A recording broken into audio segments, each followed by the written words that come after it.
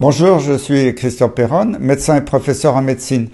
Et durant ma carrière, j'ai présidé pendant 15 ans des conseils officiels en charge de politique de santé publique, de vaccination, de gestion des crises sanitaires et d'épidémies. Je fus également vice-président du groupe d'experts sur la vaccination pour la région Europe à l'Organisation mondiale de la santé. Mais il faut savoir que l'OMS n'est plus ce qu'elle était. Désormais, les intérêts privés la contrôlent. Un traité de pandémie va être soumis au vote le 24 mai prochain lors de l'Assemblée mondiale de la santé de l'OMS. Et si ce traité était adopté, des pouvoirs exorbitants seraient attribués au directeur général de l'OMS. Sur ce sujet majeur, aucun mot dans le débat public ni dans les grands médias. Un silence assourdissant pour un traité si important qui sera un chèque en blanc fait à l'OMS par les États-nations mis sous tutelle. C'est un appel que je lance aujourd'hui. Mes chers amis, depuis maintenant plusieurs années, je vous rencontre, partageant avec vous un combat pour la vérité et la liberté. Et je sais que nous sommes très nombreux à travers tout le pays à chercher par tous les moyens à résister. Chaque citoyen, collectif ou association peut et doit se mobiliser contre ce projet de traité de l'OMS. Certains ont d'ailleurs déjà commencé. Je vous propose une action très simple. Les élections européennes approchent. Il est essentiel de demander aux candidats et aux partis de se positionner publiquement sur ce sujet, mais aussi à vos élus, et notamment vos députés. Sont-ils d'accord pour que l'OMS ait un pouvoir contraignant sur les États, pour que les États abandonnent leur souveraineté en matière de santé et d'environnement? Réalise-t-il que chaque pandémie que nous avons eue depuis 20 ans est en réalité un prétexte pour la mise en place d'une gouvernance mondiale autour d'un concept nouveau, une seule santé? Savent-ils que la définition même de pandémie a été modifiée, le critère de mortalité ayant été retiré?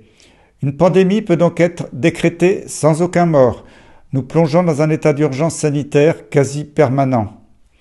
Avec ce traité, les États s'engageront à appliquer sans discussion toutes les décisions de l'OMS et du jour au lendemain, le directeur général de l'OMS pourra déclarer une pandémie pour une maladie qui ne tue pas et contraindre les États à subir toute une série de mesures liberticides que nous avons malheureusement connues dans un passé pas si lointain, sans pouvoir nous y opposer, comme par exemple la fermeture des frontières, le confinement, l'administration obligatoire de produits médicamenteux non éprouvés. Dans l'histoire, il n'y a jamais eu une telle menace contre nos libertés fondamentales et notre souveraineté. Alors, mobilisons-nous sur les réseaux, faisons monter le sujet avec le hashtag StopTraité-OMS, écrivez à vos élus et vos candidats, et surtout dans le réel, allez les rencontrer, les questionner, les interpeller dans un esprit de dialogue citoyen et démocratique.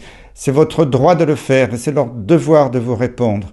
Filmez ou photographiez vos actions et diffusez-les. Tout le monde est concerné. Ces dernières années nous ont montré que le pouvoir citoyen est un levier formidable pour faire changer les choses. C'est donc à nous, en dehors de tout esprit partisan, de nous battre contre cette tyrannie technocratique qui a démoralisé notre jeunesse, laissé mourir nos anciens, montrant son vrai visage, celui d'un système incapable de protéger les citoyens, rompant ainsi le contrat social.